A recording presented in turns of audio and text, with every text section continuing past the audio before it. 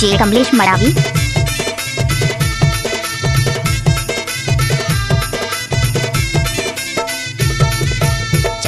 चंदा वो ए मोरे रानी, और बिना सुना है मोर जिंदगानी। वो दोनों बिहा करा के वो रानी चलना मजा बुढ़ाबो ना। दोनों बिहा करा के वो रानी चलना मजा बुढ़ाबो ना। लोरी की गाई मोरे राजा, भरतिया संगमाला बिगड़वा बाजाना। सात भावर पड़ा के गा राजा मोला संगमाले जा देना। सात भावर पड़ा के गा राजा मोला संगमाले जा देना।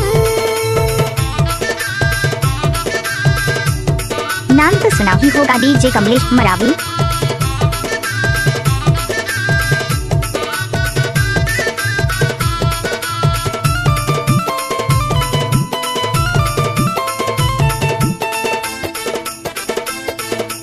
Mix by DJ Kamlesh Marawi. सरक परी कैसे तोर सुघराई, हो गए हो तोर दीवाना ए रानी, हो गए हो तोर दीवाना। माने माना मगुना तेरे तो मिले के तो संग बहाना। ए राजा मिले के तो संग बहाना। सरक परी कैसे तोर सुघराई, हो गए हो तोर दीवाना ए रानी, हो गए हो तोर दीवाना। माने माना मगुना तेरे तो मिले के तो संग बहाना। ए राजा मिले के तो संग बहाना। लोरी की गाई मोरे राजा, भरतिया संगमाला बेकड़वा बाजाना। सात भावर पड़ा के गा राजा मोला संगमाले जा देना। मोर संग बिहा करा के गा राजा मोला संगमाले जा देना। जिस गाने को आप सुन रहे हो मिक्स किया है कमलेश मरावी।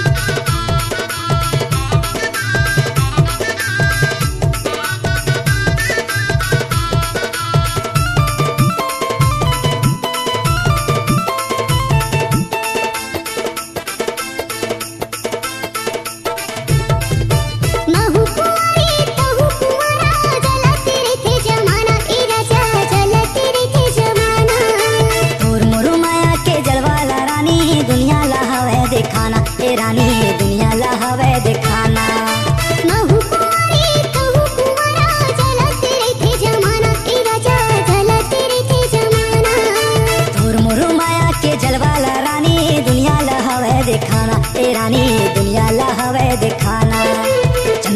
चंदा वो ए मोरे रानी, और बिना सुना है मोर जिंदगानी। वो दोनों बिहा करा के वो रानी चलना मजा बुढ़ाबो ना। दोनों बिहा करा किसी भी गाने को मिक्स करके डालना तो कमलेश मरावी का हाथ का कमाल है। लोरी की गाई मोरे राजा, भरतिया संगमाला बिगड़वा बाजाना। सात भावर पड़ा के गा राजा मोला संगमाले जा देना। दोनों बिहा करा के वो रानी चलना मजा बुढ़ाबो ना। सात भावर पड़ा के गा राजा मोला संगमाले जा देना। डीजे कमलेश मरावी। दोनों बिहा